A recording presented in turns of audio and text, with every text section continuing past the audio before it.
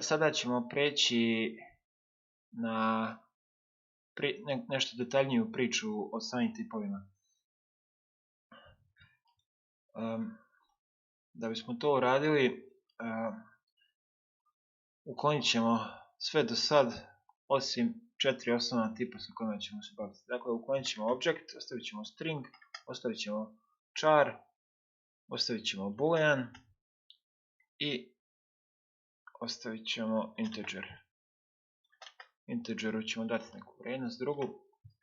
I sada, prva stvar koja će vam trebati u budućnosti jeste da pretvarate vrijednosti iz jednog tipa u drugi tip. Kako se to radi? Uvijek ćemo pretvarati vrijednosti iz samog tipa u string i onda ćemo ih parsirati nazad iz stringa u naš tip. Jer kada razmislite malo, i nemoguće je pretvoriti direktnu vrijednost iz inta u bool, jer bool ne može nositi vrijednost broja, niti int može nositi vrijednost true ili false. Slično je sa charom, integer ne može uvijek nositi vrijednost iz chara. Tako da prvo ćemo da probamo da pretvorimo ovaj integer u string vrijednost. Stavit ćemo neki novi string, nazvati ga novi string i dodijelit ćemo vrijednost. Hajde probamo dodijeliti vrijednost integera. I dobit ćemo grešku koja kaže da kod ne može implicitno da pretvori integer u string.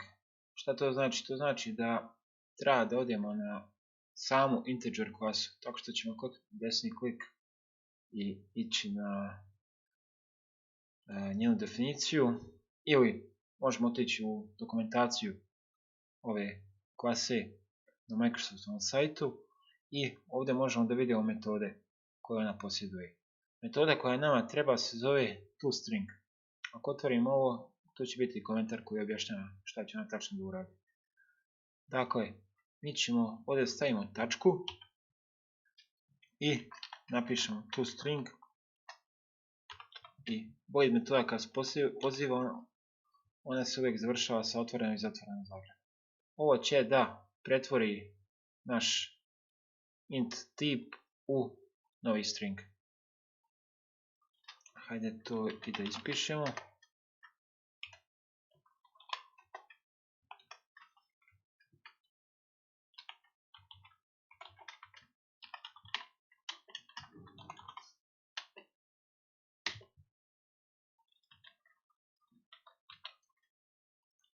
Sada možemo poželjeti da pretvorimo boolean vrijednost u string. Uzet ćemo naš bool tip i isto tako ćemo samo pozvati metodu toString, to jeste ekstenziju metode. Ja ćemo da ispišemo boolString. Sličnu stvar možemo raditi sa karakterom.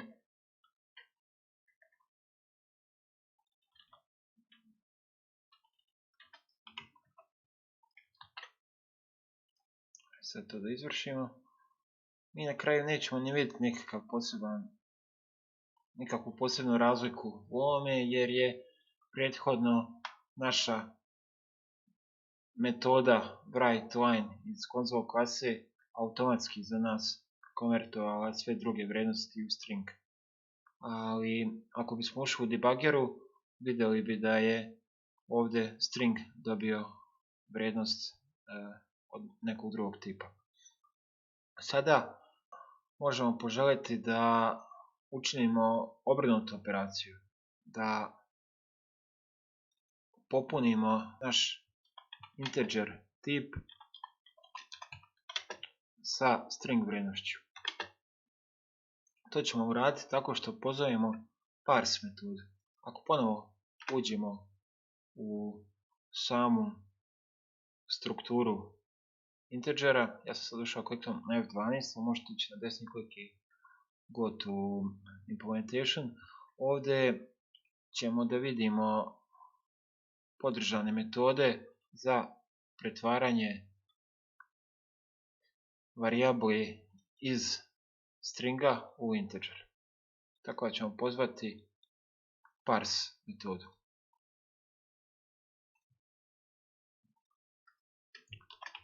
Kucat ćemo ime klase, .parse i ovdje ćemo da ubacimo neki string. Možemo ga direktno ovako definisati ili možemo prosvojiti ovaj string ili možemo uzeti i ovdje stringu dodijeliti neku vrijednost i ona će biti proslijeđena u naš integer. Hoćemo i da ga ispišemo.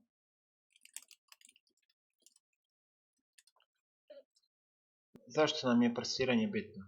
Zato što sada kada imamo novi int, možemo da primijenimo na njega sve aritmetičke operatore o kojima smo pričali ranije. Možemo da saberemo naš novi int sa ovim starim intom. On će da izračuna da je 21 plus 6 jednako 27. Kada bismo sabirali dva stringa, vrijednost njihova bi bila sagledana u string kontekstu. Što znači da bi, evo možemo i ovdje to i probati, što znači da bi jedan string koji ima vrijednost 6 sabran sa drugim stringom koji ima vrijednost 21, samo dodao jedan string na drugi. I to je bila vrijednost 621. Ajde to i da provjerimo. Evo ga dakle. Integer sabran. Ovdje smo napravili malu greškicu. Time što smo integere sabirali kroz sam poziv metode, mi smo vršili njegovo sabiranje kao da je on string. Zato ćemo ovdje da definišemo novu promjenjivu koja je integer tip i onda ćemo da saberemo ove dvije vrijednosti i njih ćemo sada da ispišemo. I vidjet ćemo da smo dobili rezultat 27 kako smo očekivali, a da dole imamo sabrani stringove. Dalje, za boolean slično možemo uraditi parse, možete sami to probati. Boolean će iz parsovanja prihvatiti samo true i false vrijednost stringa i slično i za char, i on ima svoju parse metodu.